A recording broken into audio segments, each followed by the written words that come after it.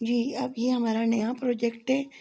इसमें हम पहले इस येलो कलर के राउंड्स बना रहे हैं। पहले हमने इस तरह येलो कलर के राउंड्स बनाए हैं, फिर हमने राउंड्स के गिर्द ये ग्रीन शेड लगा के इसको स्क्वायर की टच दी है और ये हमारे कुछ स्क्वायर्स तैयार हो गए। अब हमने इन स्क्वायर्स के गिर्द ये ब्लैक कलर लगाना शुरू किया है। ये हमारा काम जारी है और ग्रेजुअली हम फिर और शेड्स लगाएंगे और फिर आपको दिखाएंगे। जी, ये देखें, अब हमने ब्लैक राउंड को शुरू किया हुआ है।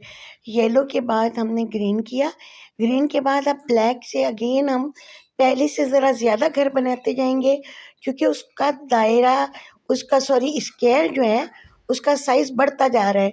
और फिर जब हम कोने पे जाएंगे तो उसी तरह से पहले उसके होल में 2 चेन लेंगे, 2 घर लेंगे, 2 घर लेने के बाद 2 चेन लेंगे और 2 चेन लेने के बाद आगे मूव कर जाएंगे।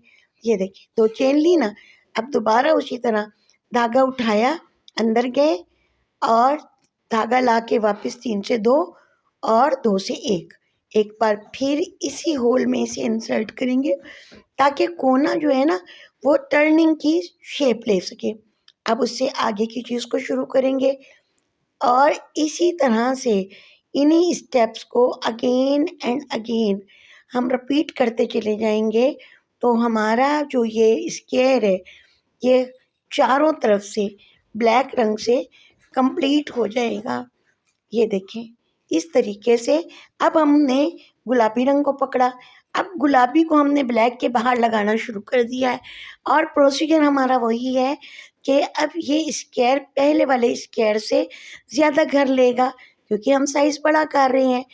तरीका क्या है, उसी तरह से धागा उठाएं, अंदर जाएं, धागा वापस लाएं, 3 से 2, 2 से 1, धागा उठाया, इंसर्ट किया, धागा लिया, 3 से 2, 2 से 1। इसी प्रोसीजर को करते हुए हम अपनी चीज़ को बढ़ाते हुए चले जाएंगे और ये देखें चीज़ में खूबसूरती में इजाफा होता चला जा रहा है। हम कोने पे पहुंच गए, अब ये होल आपको नज़र आ रहा है।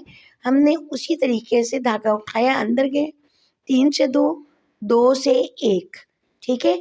अब दोबारा इसी होल में जाएंगे, 3 से 2, 2 से 1, अब 2 चेन ले लेंगे जो होल नेक्स्ट होल को मेंशन करेंगी। अब दोबारा अंदर जाएंगे और एक दफ़ा और इस होल में हम जाएंगे इस तरीके से और फिर इसको आगे हम कंटिन्यू कर देंगे और यूं फिर ये स्क्वायर्स जब हमारे कंप्लीट हो जाएंगे तो इनको हम किसी वॉयलेट की, किसी पर्स की शेप देंगे। इसकी राइट लेफ्ट हम वाइट लगाएंगे।